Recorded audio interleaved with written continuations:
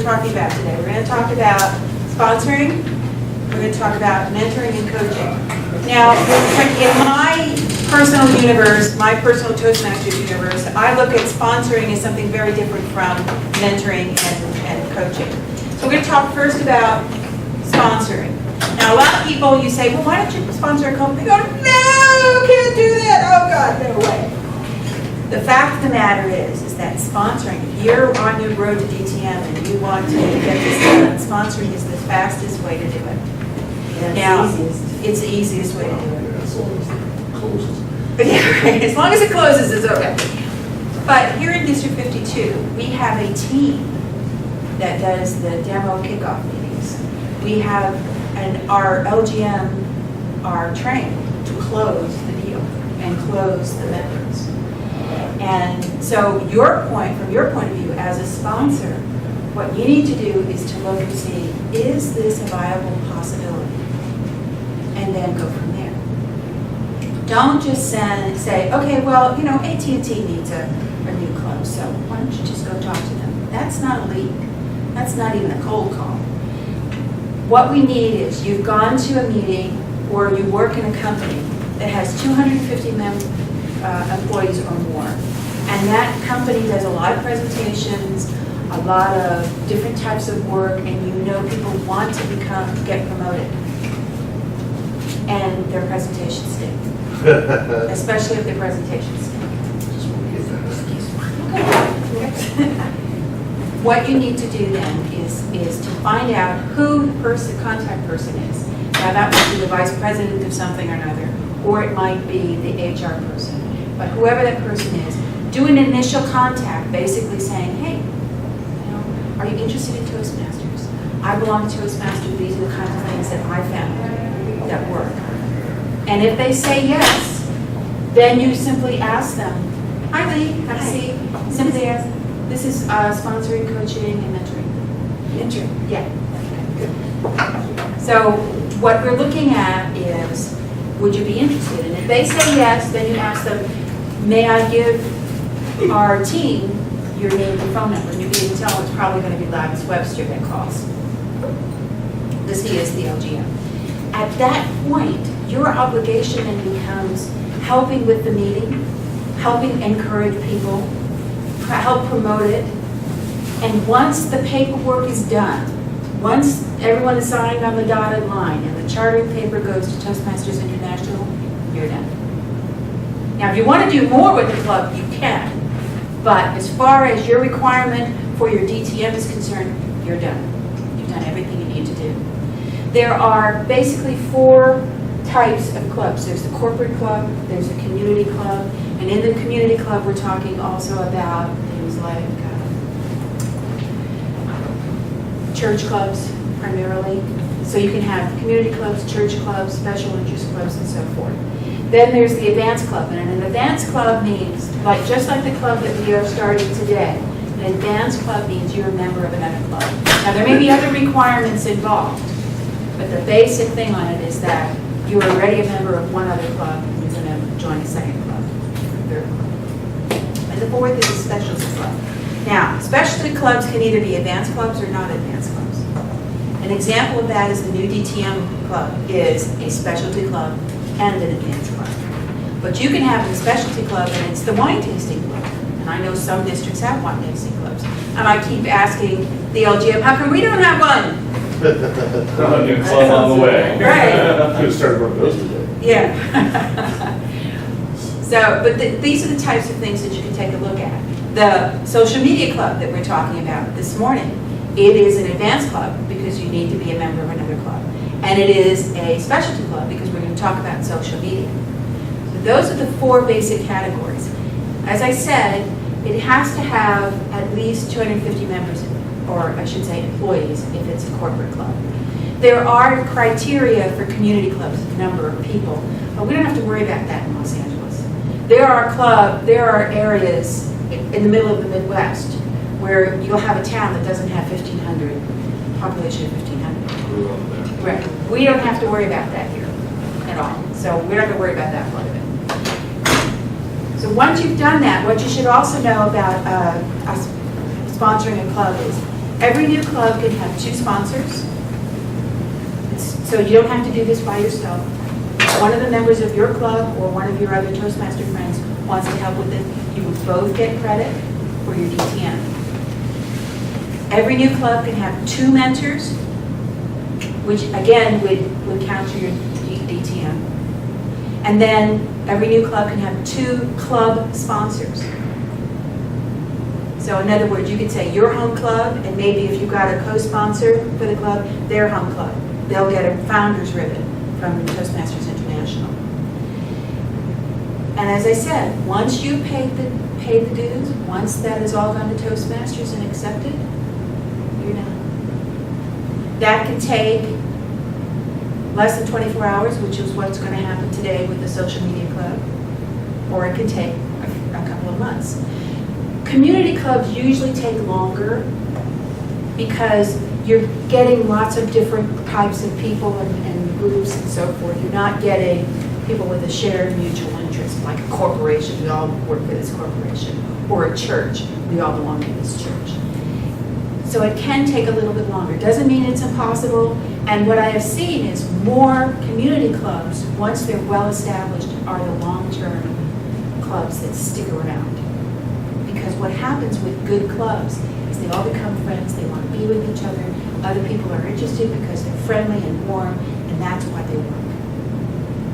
Any questions about sponsoring a club? Yes? You mentioned something about how the district helps get the membership up to charter strength. How does District 52 do that? What we do is we have a kickoff meeting, and we do a little mini demo of Toastmasters. We do a little table topics, we have at least one manual speech, an evaluation, a general evaluator. We usually skip the other functionaries for the meeting, for that meeting. And then we have somebody that comes up and talks about Toastmasters and how well it's worked for them, how important it is to them, and gives a personal story about Toastmasters. And at the end, asks them to fill out the form. The biggest problem with any sale, regardless of what it is asking for the close. And that's what that individual does, is they ask for the close. They say, fill out the form, talk to me, come talk to me about it. A good closer for a Toastmasters club can get 70% of the people that are there. And of course, that number of 70% depends on how many people show up. It's your job as a club sponsor to help get the people to show up for the meeting.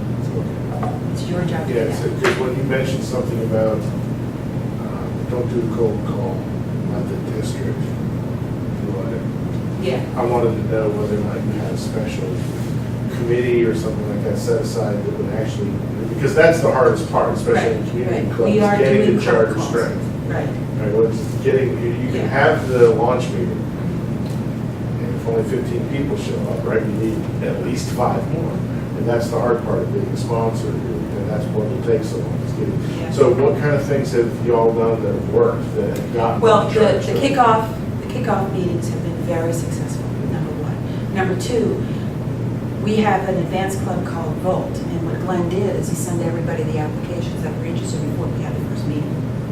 We've done that with a couple of clubs, and that is a very successful tool for, especially for an advanced, I mean, I wouldn't send a Toastmasters application, charter application, somebody who's never been a Toastmaster. But for an advanced club where you're already stirring up interest, that works really well.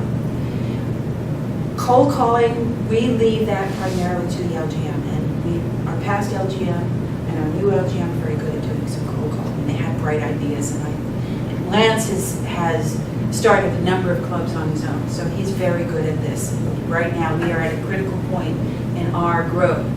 When I was the LGM, if we had 20 new clubs, it would have been the case of death for District 52, because we didn't have anybody to coach them. We didn't have anybody to mentor. We didn't have anybody wanting to volunteer for nothing at that point. Oh, A lot has changed, yes. Oh, that was so hard. Yes, and a lot of that has changed over the last 3 years. So have you found anything that works particularly well to build up, you know, you have, let's say you have that initial launch meeting and you've got 15 people who show up and they're enthusiastic.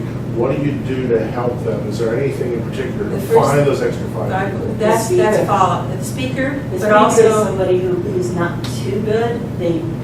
Sometimes we've tried using a very beginning person so that they know what it sounds like from someone like them they can relate to. Right. Somebody who's only had 2 or 3 speeches already. Right. And they come in the front, they show errors, they have their trouble, they're nervous in the front. Sure. Right. And And it's then worked. the other thing that we do is we do a lot of follow-up. That's what We do Yeah, a lot of major, follow-up. major follow-up. Okay, So like that what? if, like, for example, usually the LGM will call the members that have signed up, and they call the ones that have shown up for the meeting and left their name and phone number, and ask them, and do a one-on-one, asking questions, answering questions, clarifying things. And a lot of times people get closed because they had that one-on-one. They needed that little extra boost. That's the And sponsor doing that? That's the sponsor. That's usually the LGM doing that. Oh. The sponsor really? helps Okay. with that, but the LGM is the Okay. director of that. And then we are always encouraging people who are members to tell everybody else, come on in, to tell everybody else about the club and what's going on and why don't you join me? Because we do know that if one person invites another person, the likelihood of them become a member also is better than if they just show up at a meeting not knowing what's going on. So we encourage that directly. Any other questions about sponsoring? Yes. The 250 for a corporate club, is that a requirement or is that just an ideal? That's ideal. There are other companies where you could do it for less. And then you can also, if it's a corporate club and the corporation will allow outside members, then of course, then you're into a different ballgame. So 250 is just, it's based on Toastmasters experience, not only with starting a club, but the longevity of that club. 250 employees minimum is usually the ideal. And what's a charter fee when you sponsor the corporation, the community, or whatever? It's 125 plus tax. About 35. Yeah, for California, it's an extra $10 or something. Yeah. Yeah. Charter. Right, and so a lot of people will pay for that, or you just add it to the first charter fee. Yeah. And that's what I did with the DTM club, we just already added it to Or the charter fee. 250 people, that's like a few things. Yeah, everybody. Right. The other side of it is that if you're gonna have a sign, if you know you're gonna have a club that's gonna have 50 to 60 members, you wanna start 2 clubs. I can tell you about one club already that chartered at the beginning of July last year. And they were at 60, and I kept saying, you got to do something, you got to do something, you got to do something. And they're now 35. Now, would it have changed if we had had 2? Possibly. At least it would have been more manageable.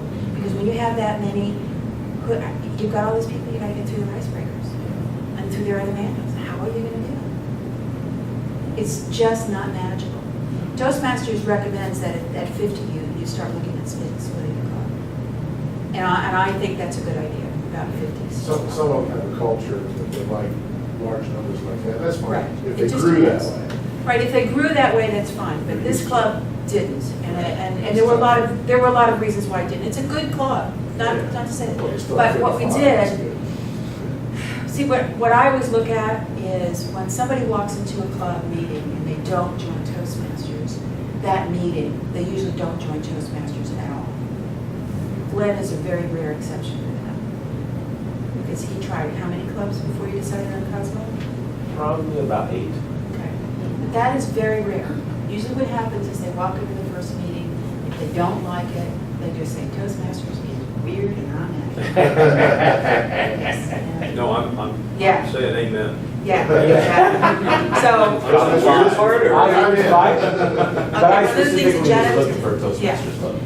when one of the things Janet was talking about was protecting the brand, the real brand of Toastmaster is the club. Doesn't matter what anybody else says, and this is what Toastmasters International, my last international training said, and I figured this out before that. The real brand of Toastmasters is the club itself. How well is it doing? Start on time, you end on time.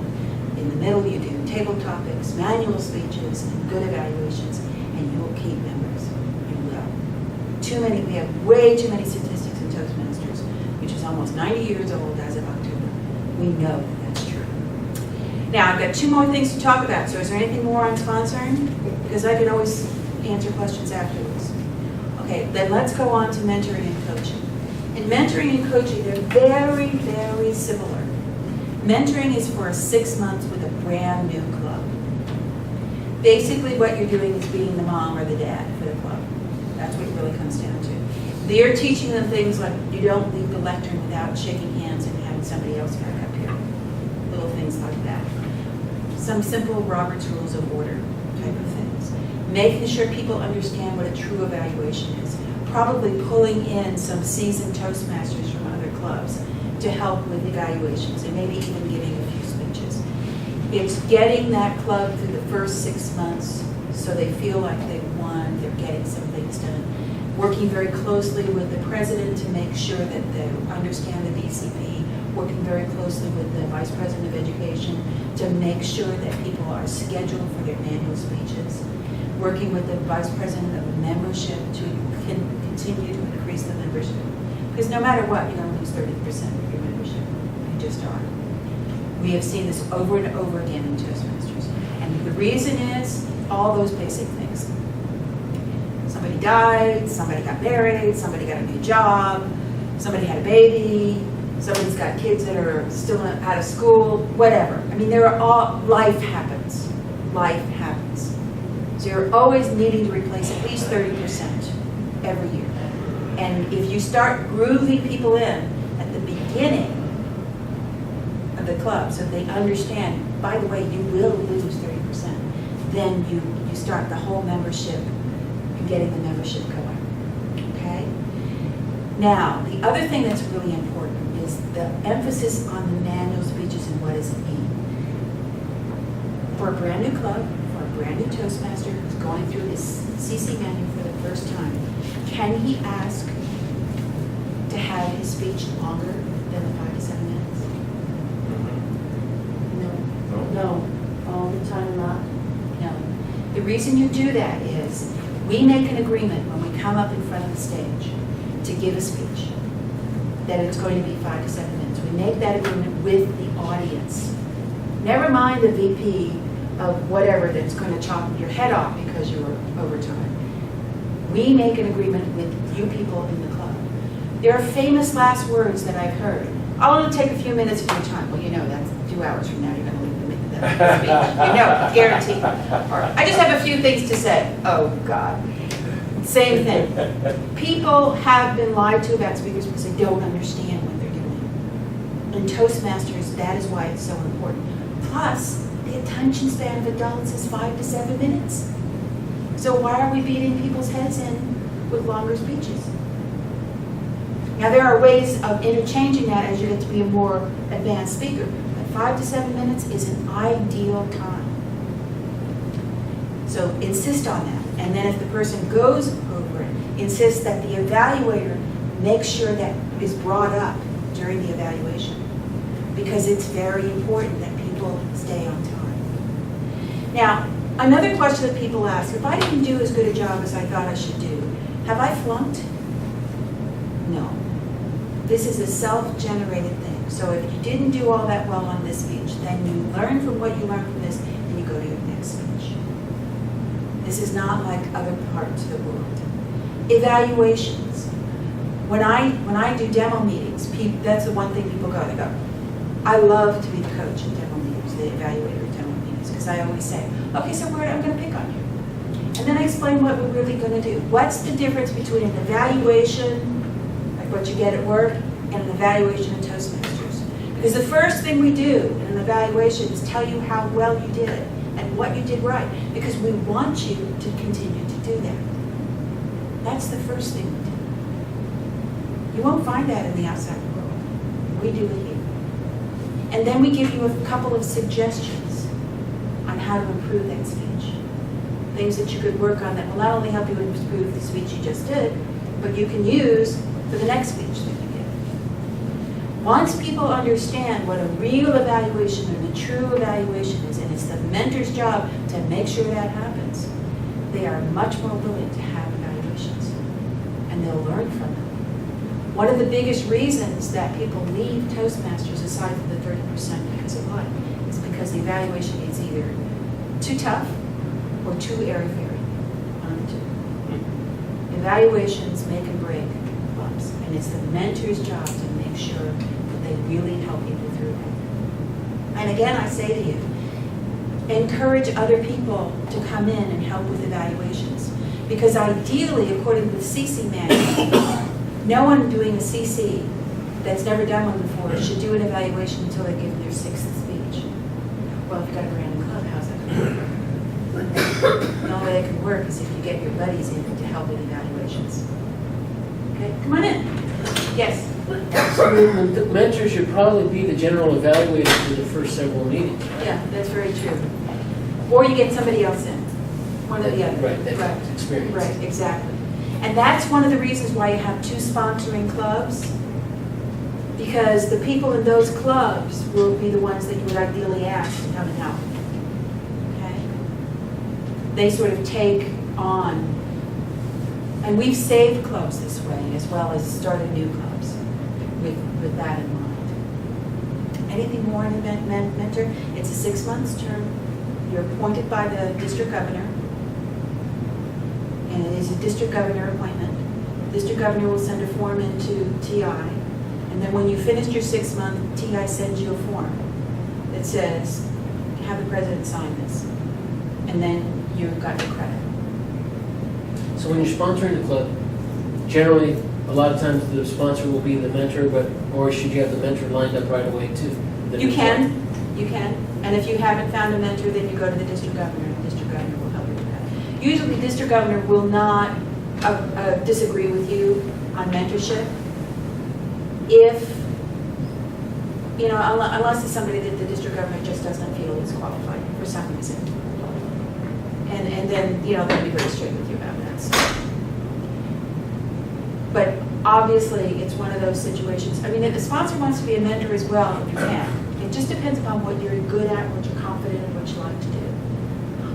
I've started clubs and give my sponsorship to other people because I like to mentor clubs. So, I work with it that way. Now, what's the difference between a mentor and a coach? The big difference between a mentor and a coach is a coach is coaching a troubled club, a club that is 12 members or less, and has asked for a coach. The district governor cannot just brazenly walk into a club and go, you got less than 12 people, you're getting to coach. No. Because clubs have a charter. That gives them a certain amount of autonomy. Now, there are branding issues that have to be met, but beyond that, it is the club's decision whether they want to coach or not. And you'll find it's very interesting when you walk into a club. I'll give you an example that just happened to me. We had a club that hadn't paid their dues. It looked like they were going to die. And we knew that there was some contentiousness in this club over the past few months. Actually, over the past few years. Tammy Takahashi called the treasurer of that club, and he was positively rude to her. Well, I'm sorry. We are all volunteers, and there is no excuse for any Toastmaster to be rude to another Toastmaster. It's just inexcusable.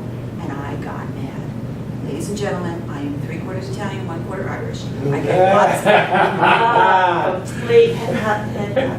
of So I decided, I said, okay, I'm going to the meeting. I took off work to go to the meeting. Fortunately, this guy wasn't there. But there were 3 or 4 other people there, and I just started a little chat and conversation. And they were trying, and then they kept looking at me like, why are you here? And I finally said, well, the reason I'm here is because your dues are not paid. Every chink in the room hit the floor. We paid our dues in March. What do you mean our dues are not paid? I said, well, Toastmasters hasn't received the check. And when we called the treasurer, he was rude and said he'd get to it when he could. They were all very angry. We talked about it. I have the check. It's going with Lance on Monday to get to Toastmasters. And then we talked about, well, what can we do about a club? This is an old club. This is a club that's 48 years old. I didn't want it to die, and they didn't want it to die. And I said, well, there's plenty of programs that we can do. We don't want the old, dumb stories. I said, look, we'll do it this way. I'll talk with the new LGM. We'll get some people together. When we do an open house, we invite a lot of people from other clubs to just be bodies in the shop and help with doing some speeches. So you look like you're already a club that people would be interested in joining. And then we talk and we make it a better open house experience. And they went, oh, you do that? I didn't know that. These guys never come to any of the meetings, so they don't know what we do. I said, you know, let's do this. Let's do it. And they said, fine, we want a coach. And I said, okay, I'll get you a coach. That's how it works. Now, what happens beyond that can be very interesting and very challenging. In some clubs, the coach comes in and they go, wait a minute, because this is what happens in most clubs.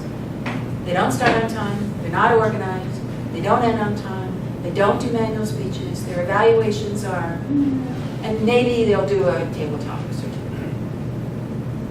Well, we know from 90 years of experience, you start on time, end on time, you do something interesting in the middle, and that something interesting is table topics, manual speeches, good evaluations, and the club grows.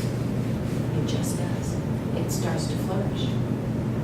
What happens when you're sitting in a room with other people and they're struggling with the speech? You're leaning in. I've seen this all the time. You're leaning in. You want to help them. You start caring about them. You start understanding what they want. The successful clubs that I have visited over the last 3 years, the thing that ties them all, the one similar thing is they care about each other. They care about each other. And they all have the same goal to get through their manuals. So they care about each other and they help each other through those manuals. And they help making sure that they get the work done themselves. And the only way that happens is by a coach who's strong enough and insists that they participate in that way, in the Toastmasters way. And sometimes it's headbutting. I have heard, I was just telling Glenn the other day, before he joined Cosmotech, they used to have some screaming battles. They were at each other's throats. And we brought in, the president requested a coach. And it turned out to be a coach that's probably one of the most grumpy, cantankerous guys I know. You know what I'm talking about. And he just said, no, this is the way we do it. We're not doing it any other way. There were 2 past district governors, 3 or 4 DTMs. They didn't want to do manual speeches. They had with the table topics. We know what we're doing. We've been around a long time. And he went, no, you have to do it this way. And the heads butted and the heads rolled. And you know what? That club was distinguished that year, and it's been presidents distinguished every year since then. And when you visit Cosmotech, you get the same feeling. People who really care about each other, are interested in what they're doing next, are helping each other out, giving positive suggestions, are making that club grow. Why would anyone not want to be a member of Cosmotech? You know, there's no reason why you would. And there are a number of other clubs that are the same way. Northridge, the same. Northridge started out with 2 members and a couple of fake members, which of course you're not supposed to do. But it happened. And that's now one of the most viable clubs. And the same thing. They care about each other, they want with each other, they're working together. Now the thing about a coach is it can't, when you appoint a coach, it can't be somebody who's a member of the club. It has to be somebody that's got a cold, fresh point of view. Now, if the coach chooses to join the club, they may, but they can't start out as a member of the club. It has to be somebody that's part of the team. And your coaching lasts as long as that club is not distinguished. Once the club is distinguished, you're done. So if that means if you can get it done in 6 months, you're done. But if it takes you 2 years, you don't get the credit for the coaching until you've done it. Now it shouldn't, if the club really cares, it shouldn't take more than 6 months to do it, 6 to 8 months to do it. It's just a matter of how much you want to put into it. Are there any questions about any of those? Yes? Good question. So are there certain components that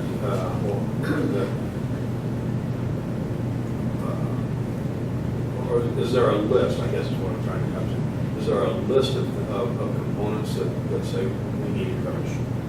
Or coaches needed? Well, any club that's got 12 or less members is in trouble. Just period. Just period. They are. What you see, I did a study. I think I went either just finishing my LGM or just into my LGET with the clubs in District 52, and I went back as far back as Toastmasters let you go, just about 8 years, 9 years, and I looked at the history of the clubs that were in trouble, that we knew were in trouble, and a lot of it started out as gangbusters. First year, and then their second dues came, and there was fewer members.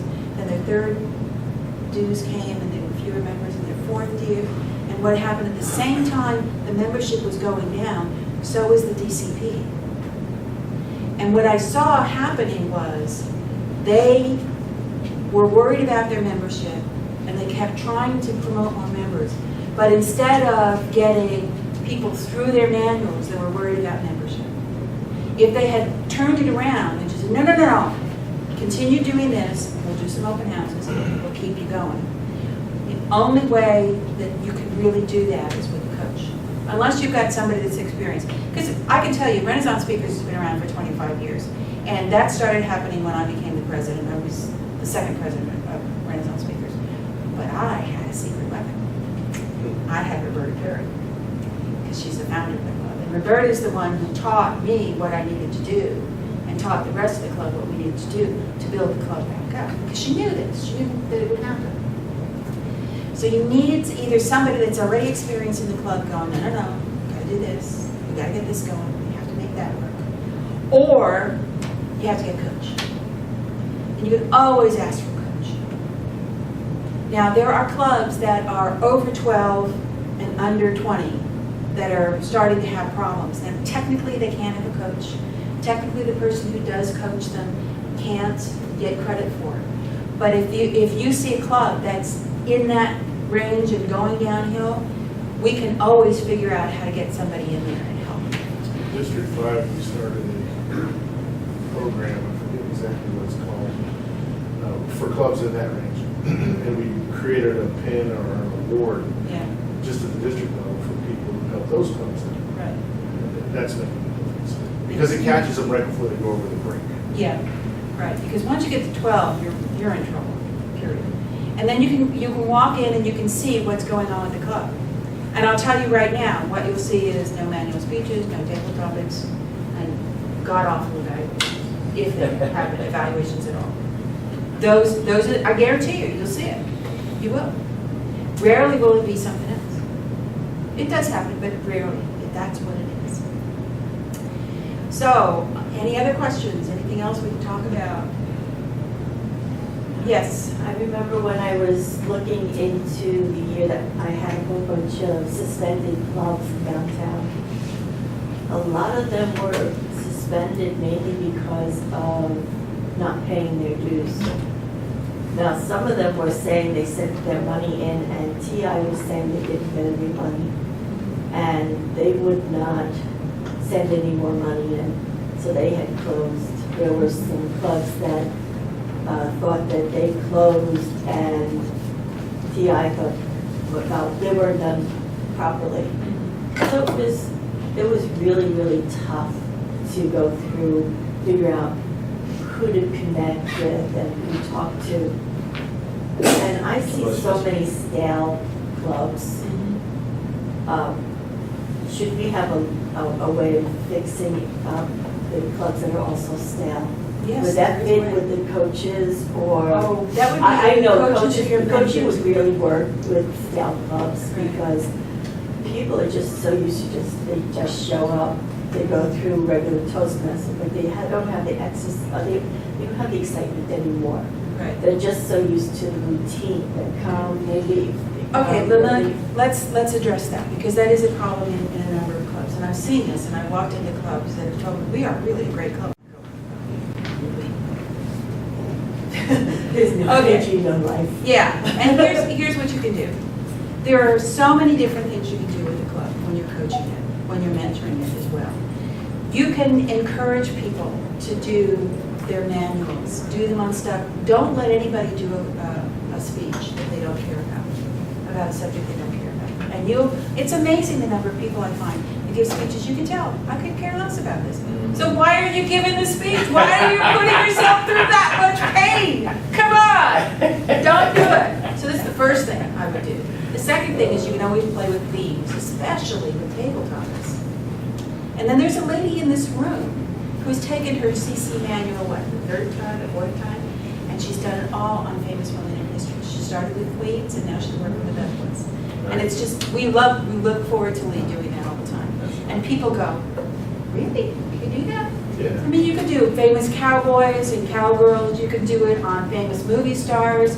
Your competition speech. I mean, Absolutely. The whole CC that was just practicing my competition speech. Exactly. Nice. Do you know that when we first started, when Toastmasters first started, that you did 12 speeches, it was the same speech? You did 12 times the same speech? Wow. It helps a lot. It does. It's amazing what you learn when you redo that speech over and over and over again, and there's no rule against it. Now, I don't encourage that with new speakers.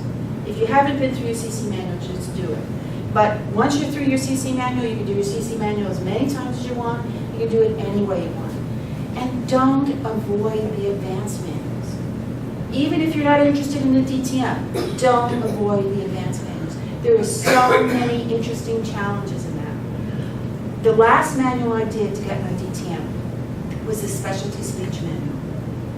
Every one of those speeches, the reason I did is because they're all real short. I figured, well, I'll just get through this. Yeah, guess what? Guess what? I never, ever given one of those speeches, ever.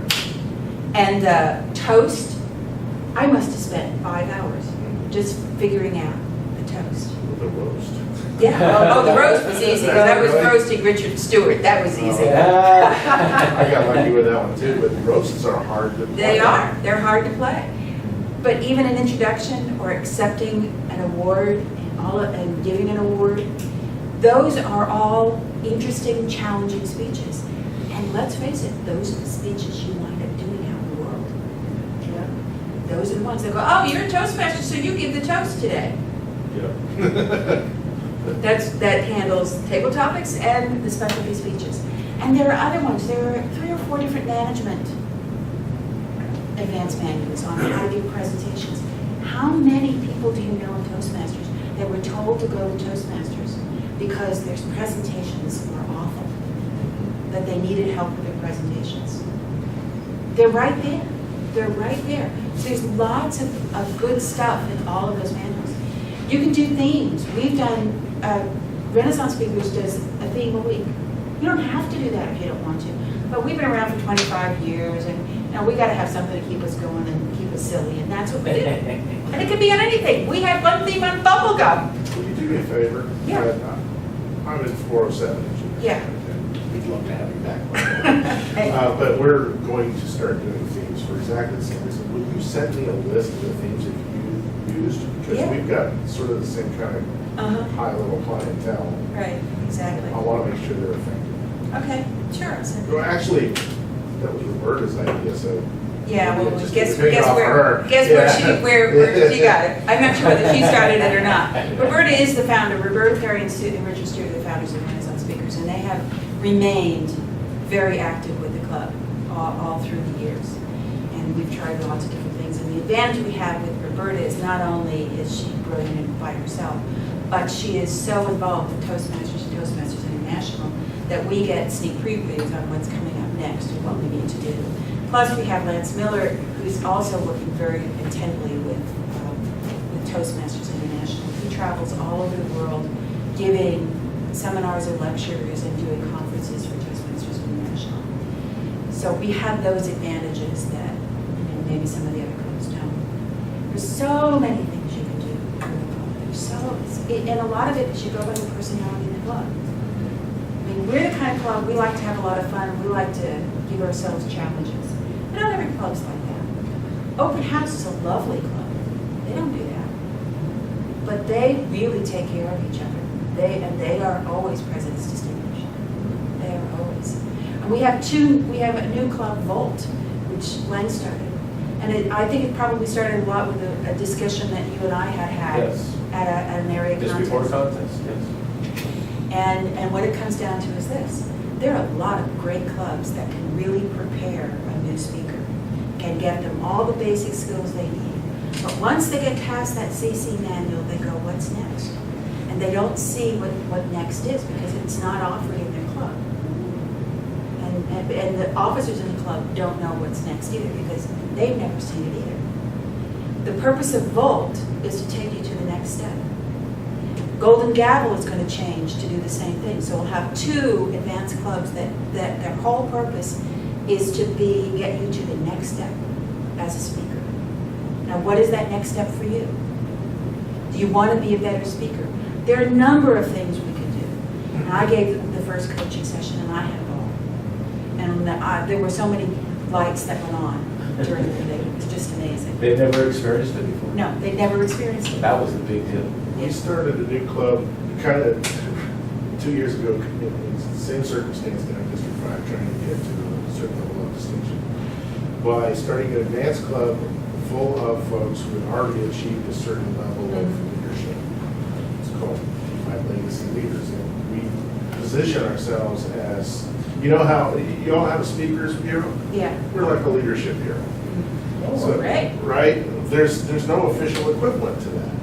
So we thought, well, maybe that's what we should do. And so people come to visit us, and we loan ourselves out to all these special events like launch meetings and open houses and speech crafts and whatnot, 'cause we've all been there before. Yeah. And so clubs that haven't done that before, right, they'll contact us, and we'll send some folks over and help them through.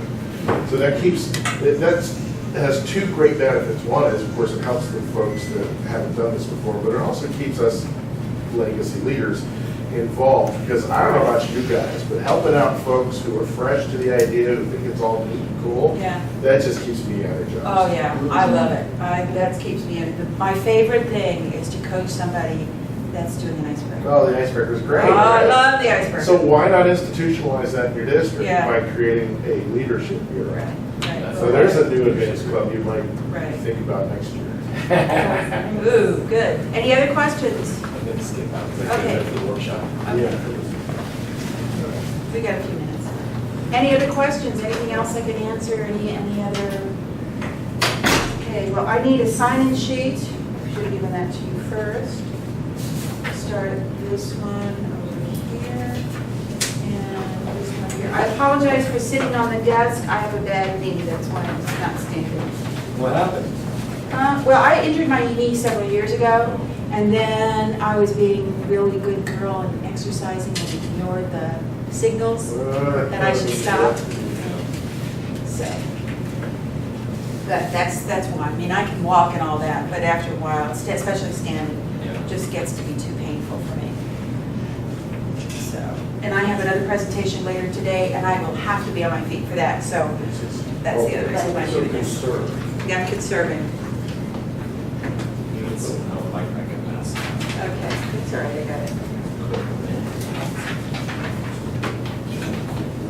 Thank you. So what clubs do you guys belong to? I'm a guest. You're a guest, you're not a member of Toastmasters at all? Well, I have submitted my forms, I've submitted the money, but we're in the process of forming a new club. Oh, Good which for club's you. this? Us. Oh, okay, so you're gonna be with that club, okay, You showed great. up for Lace, good for you. Good for you. Well, if we're gonna start a new club, Yeah. we've gotta take on the roles, so if Exactly. nobody knows how, then what are they gonna do? Right, exactly. You sound like presidential material. Right? And let's see, Just warning Lee is a you. member of Renaissance Speakers. And over here, Vivian, what club are you a member of? Cosmotech. Great, and LAUSD. Hi, my name is Subbu. I am from Universal Music Toastmasters in Woodland Hills. where? Universal Music, Oh, yes, new club. new club, Yes, 3 months back. So I'm not an office member, but I'm still participate every week in the Hey, meetings. anything you can do, I mean, this is the time to start learning. And, Yeah. and you, I can't see your name. Ma'am, Yes, and what club are you with? top of the town Toastmasters in Woodland Hills. Oh, good. Yeah. Great. Started out this past April. so- Yes, exactly. Exactly. You will find that if you go to things like Lace, you'll meet people and you get lots of good ideas if you start asking around. Get outside your club, Oh, absolutely. get outside the district. Oh, yeah. We have so many It's districts in great. Southern California. Oh, we do? I They're finally not got in a your club mind. in District 1, and I started getting to Oh, which one? Dance Masters. Oh, good for you. Yeah, that was fun. Yeah, I want to go to all the districts that have 1 year community dining. There you go. I have to figure out how to make the time for that. Let's say everybody's, oh, They you're my really want students. one in Now, District do you Yeah, all know District that five, Charlie too. is a candidate for the international director for Region 10? We are in Region 10. And we have, Yay. there are what, how many districts in Region 10? So, 7 districts. District 52 is one of the 7. And there's another person that's also running for it, for the same region. We talk about Roberta Perry being an international director. That Charlie wants her job. well,